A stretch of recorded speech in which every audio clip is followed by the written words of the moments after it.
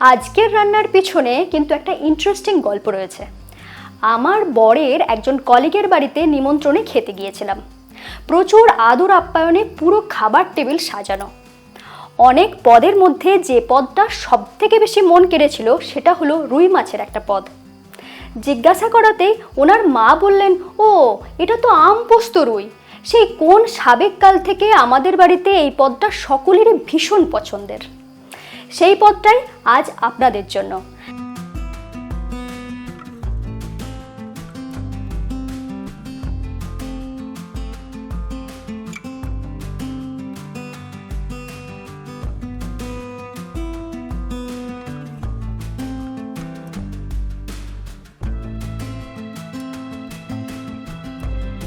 খুব সহজ, একদম ঘরোয়া উপকরণে তৈরি, কিন্তু স্বাদ হবে দুর্দান্ত। খুব সহজে রান্নাটা শিখে নিতে সঙ্গে রইলাম আমি ঋতুপর্ণা। আপনারা দেখছেন ঋতুর রান্নাঘর। আমি এখানে 6 পিস রুই মাছ নিয়েছি, ওজন হবে মোটামুটি 600 গ্রাম।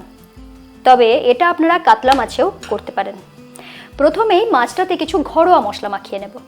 দিয়ে দিচ্ছি পরিমাণ মতো নুন। এখানে 1 চা চামচের মতন মৌরি গুঁড়ো ব্যবহার হবে, যেটা কিন্তু এর স্বাদটাকে একটা অন্য মাত্রা দেবে। আর দিয়ে দেব সামান্য একটু সর্ষের তেল।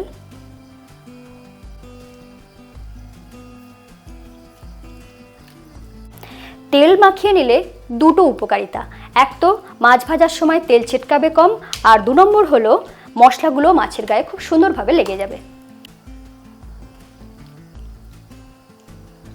দেখতে দেখতে দেখুন মাছগুলোতে মশলা মাখানো হয়ে গিয়েছে।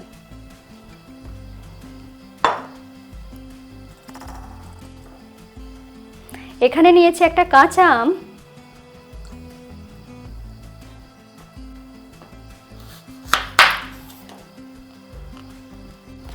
আমটাকে একটু খোসা ছাড়িয়ে নিচ্ছি। এই রান্নাতে আমি এরকম একটা ছোট সাইজের আমের অর্ধেকটা ব্যবহার করব।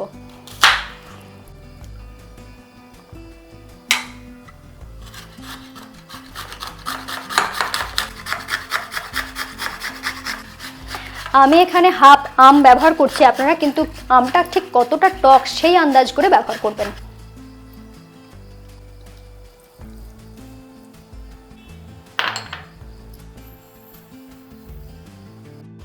2 টেবিল চামচ পোস্ত নিয়েছি, আর সাথে নিয়েছি 2টো কাঁচা লঙ্কা।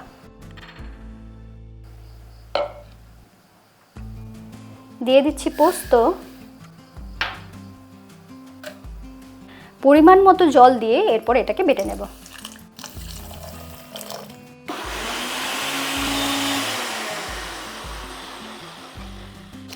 যতটা সম্ভব মিহি করে বেটে নিয়েছি।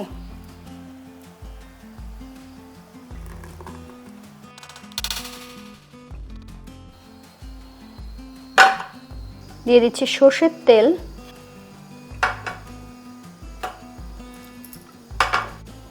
এই রান্নাটা কিন্তু মাছটাকে না ভেজে কাঁচা মাছেও বানাতে পারেন, তবে আমি এখানে হালকা করে ভেজে নেব।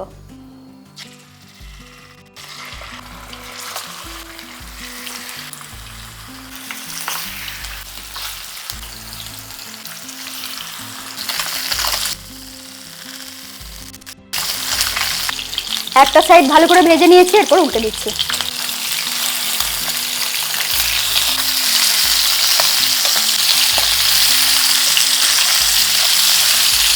দু পিঠ হালকা করে ভেজে নিয়েছি, এরপর তুলে নিচ্ছি।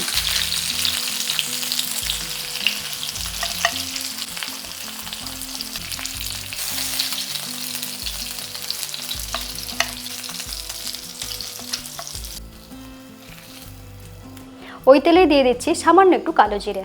এখানে কিন্তু ফোড়নে কালো জিরে ছাড়া আর কিচ্ছু লাগবে না। সাথে সাথে দিয়ে দিচ্ছি একটা কাঁচা লঙ্কা।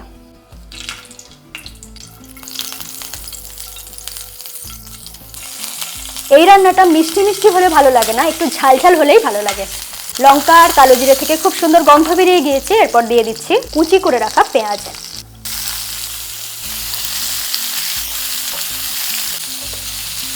দেখুন পেঁয়াজটাকে হালকা সতে করে নিয়েছি, ঠিক এই সময় দিয়ে দেব স্বাদ মতো নুন, যাতে পেঁয়াজটা খুব তাড়াতাড়ি নরম হয়ে যায়।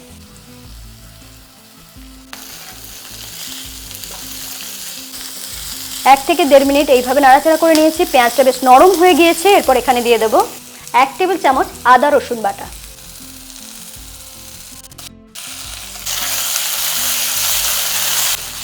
আদা রসুন বাটাটাকে হালকা একটু ভেজে নিয়েছি, কাঁচা গন্ধ একদম নেই। এরপর দিয়ে দিচ্ছি গ্রেট করে রাখা কাঁচা আম। সব কিছুর সাথে এটাকেও একটু হালকা ভেজে নেব।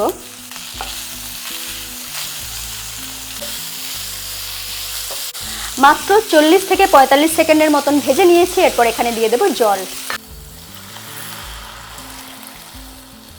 আমি এখানে মশলা ধোয়া জলটা ব্যবহার করলাম 1 কাপ। যেহেতু কাঁচা আম ব্যবহার করেছি, তার মধ্যে একটু টক রয়েছে, সেটাকে ব্যালেন্স করার জন্য দিয়ে দিচ্ছি 1 চা চামচ চিনি। দেখুন, দেখতে দেখতে গ্রেভিটা ফুটে উঠেছে। ঠিক এই সময়ে দিয়ে দেব ভেজে রাখা মাছ।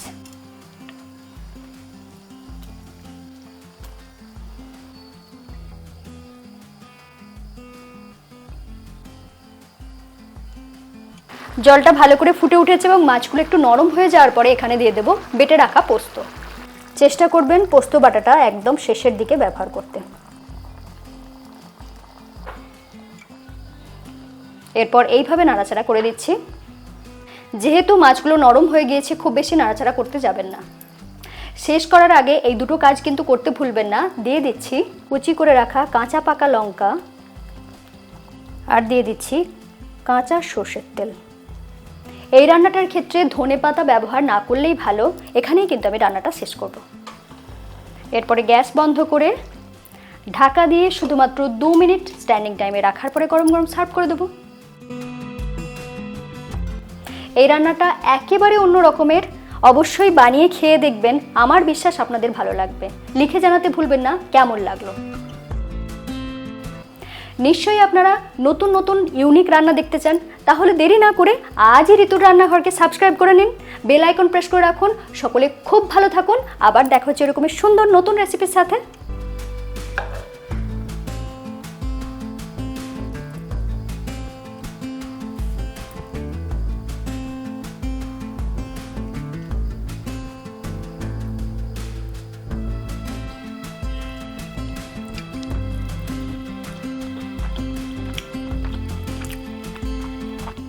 ফাটাফাটি টেস্ট।